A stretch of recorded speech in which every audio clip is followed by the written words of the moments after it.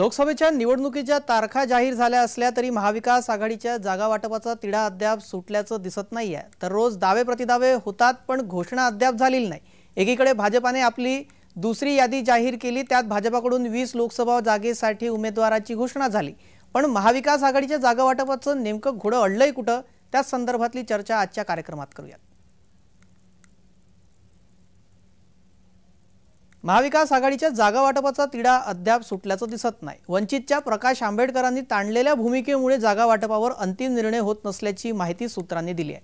प्रकाश आंबेडकर जर सोबत आले तर त्यांना किती जागा द्यायच्या हे ठरलेलं आहे, तर ते सोबत आले नाही तर त्यांच्या विना महाविकास आघाडीचे जागा वाटप ठरल्याची ही माहिती आता समोर येत आहे। त्यामुळे मंगळवारी संध्याकाळी 7 वाजेपर्यंत आपला निर्णय जो काही आहे तो द्या, अन्यथा आम्ही आमचं वेगळं काढू, वेगळंच लढू, असं अल्टिमेटम महाविकास आघाडीकडून प्रकाश आंबेडकरांना दिल्याची माहिती समोर आली। मात्र महाविकास आघाडीने दिलेला निरोप मिळालाच नसल्याचं वंचितचं म्हणणं आहे।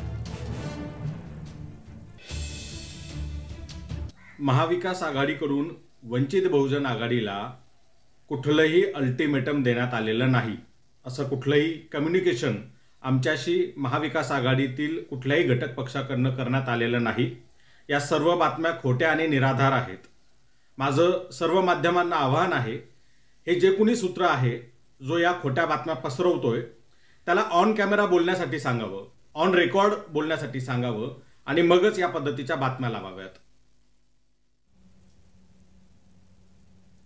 गेल्या अनेक दिवसांपासून महाराष्ट्रामध्ये कळीचा मुद्दा झालेल्या वंचित बहुजन आघाडीचा महाविकास आघाडीमध्ये समावेश होणार की नाही याची चर्चा लोकसभा निवडणुकीचा कार्यक्रम जाहीर झाला तरी सुरूच आहे। मात्र आता लोकसभा निवडणुकीचा कार्यक्रम जाहीर झाल्यानंतर महाविकास आघाडीने वंचित बहुजन आघाडी विरोधात असलेला बचावात्मक पवित्रा बदलून टाकत थेट आक्रमक भूमिका घेतल्याचं पाहायला मिळतं।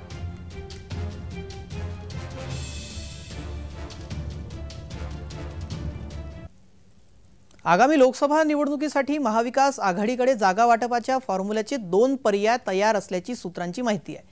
प्रकाश आंबेडकरांची वंचित बहुजन आघाडी ऐनवेळी महाविकास आघाडीत आली नाही तर महाविकास आघाडीचा जागा वाटपाचा फॉर्म्युला 22-16-10 असा राहील। त्यानुसार शिवबाटाला 22, काँग्रेसला 16 आणि राशेपाला 10 जागांवर निवडणूक लढावी लागणार।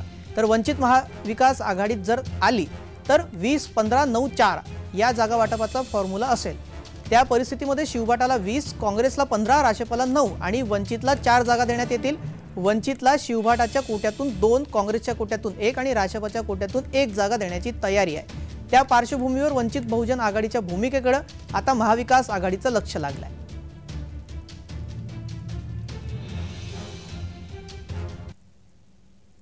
दरम्यान आता महाविकास आघाडीचे जागा वाटप हे अंतिम टप्प्यात येऊन पोहोचल्याचं बोललं जात आहे आणि महाविकास आघाडीचं जागा वाटप हे निश्चित झाल्याचं बोललं जात आहे। जागा वाटप संभाव्य प्रकारे कशा प्रकारे असू शकतं, कोणती जागा कोणत्या पक्षाला मिळू शकते, त्या संदर्भातला तपशील ग्राफिक्सच्या माध्यमातून पाहूया।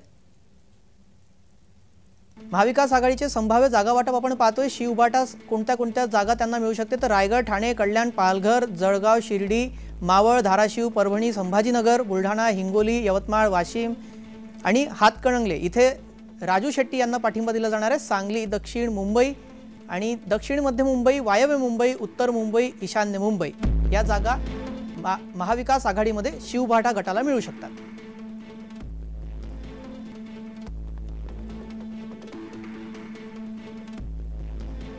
पुढे आपण काँग्रेस आणि राशप यांना कोणत्या जागा सुटतील ते पाहतोय। काँग्रेसची यादी पाहिली तर काँग्रेसला नागपूर, गोंदिया, भंडारा, चंद्रपूर, गडचिरोली, रामटेक, अमरावती, अकोला, नांदेड, जालना, धुळे, नंदुरबार, पुणे, सोलापूर, कोल्हापूर, उत्तर मध्य मुंबईची जागा सुटणार। तर राशप गटाला बारामती, शिरूर, माढा, दिंडोरी, रावेर, नगर, सातारा आणि वर्धेची जागा मिळू शकते।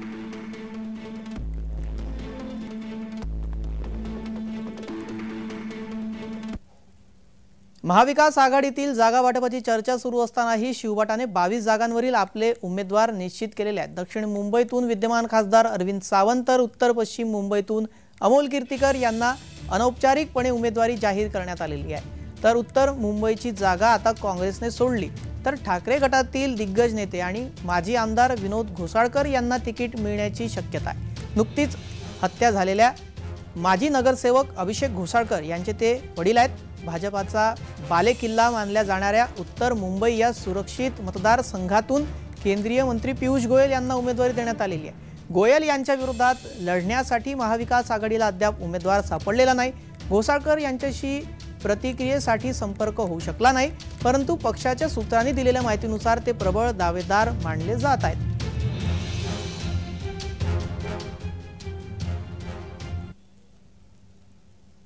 दरम्यान महाविकास आघाडीकडून काही ठिकाणी उमेदवार देण्याच्या चर्चा सुरू आहेत। त्यामधली एक जागा आहे, एक मतदारसंघ आहे तो बीड। भाजपाकडून पंकजा मुंडे यांना बीड लोकसभा मतदारसंघातून उमेदवारी जाहीर झाल्यानंतर महाविकास आघाडीकडून कुणाला उमेदवारी दिली जाणार अशी चर्चा होती।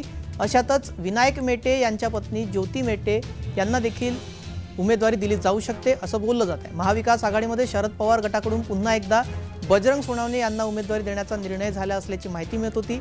मात्र आता त्यांना न देता मेटे यांच्या पत्नी त्यांना ही उमेदवारी दिली जाऊ शकते असं बोललं जात आहे।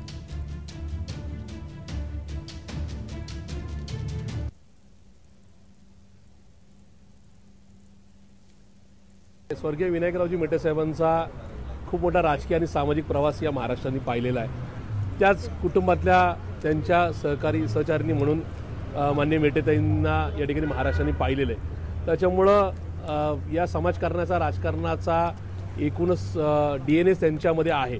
त्याच्यामुळे त्या जर आज पवारसाहेबांना भेटल्या असतील तर त्याच्यामध्ये वावगं असं काही नाही। त्यांची भेट ही निश्चित मला असं वाटतं की मराठवाड्यासाठी बीडसाठी उत्साहवर्धक आणि फायदेशीर ठरेल।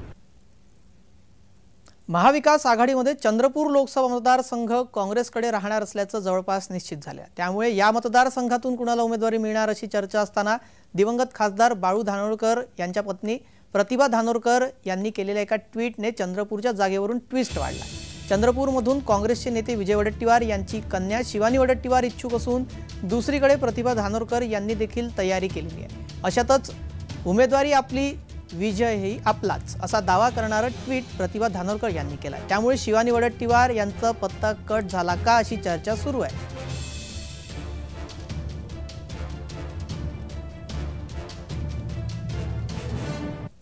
जेही एकटी बाई घरची पडते त्याच्यासोबत काँग्रेस हा परिवारासारखा सोबत असतो आणि आम्ही तुझ्याही सोबत कायम या गांधी कुटुंबातले सगळे सदस्य या धानोरकर कुटुंबाच्या सोबत आहो असा शब्द मॅडमनी मला त्याच ठिकाणी दिला।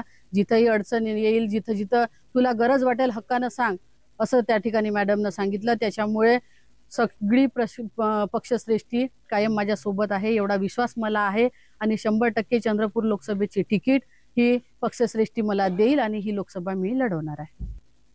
इंटरनॅशनल स्तरावर मिळायला पाहिजे होती ती मिळाली नाहीये, यासाठी सुद्धा काम करणं खूप महत्त्वाचं आहे। आणि त्यानंतर महिलांचे तर विषय भरपूर आहेतच। कॅन्सरचा खूप मोठ्या प्रमाणात प्रदूषणामुळे कॅन्सर किंवा अनेक बिमाऱ्या असतील, लंग्सचे इश्यू असेल, या विषयावर आज काम करण्याची गरज आहे। आणि ओव्हरऑल म्हटलं तर युवकांचे प्रश्न, महिलांचे प्रश्न आणि बेरोजगारीचे प्रश्न यावर काम करण्याची आज गरज आहे आणि यावर काम करण्याची मी इच्छा व्यक्त नेहमीच करत आली आणि काम सुद्धा करत आली आणि पुढेही करत राहील। दरम्यान येत्या काळामध्ये महाविकास आघाडीला उमेदवार मिळतात का हे पाहणं महत्त्वाचं ठरणार आहे। मात्र आजच्या जेम विशेषमध्ये इतकंच। सर्व प्रेक्षकांना जय महाराष्ट्र।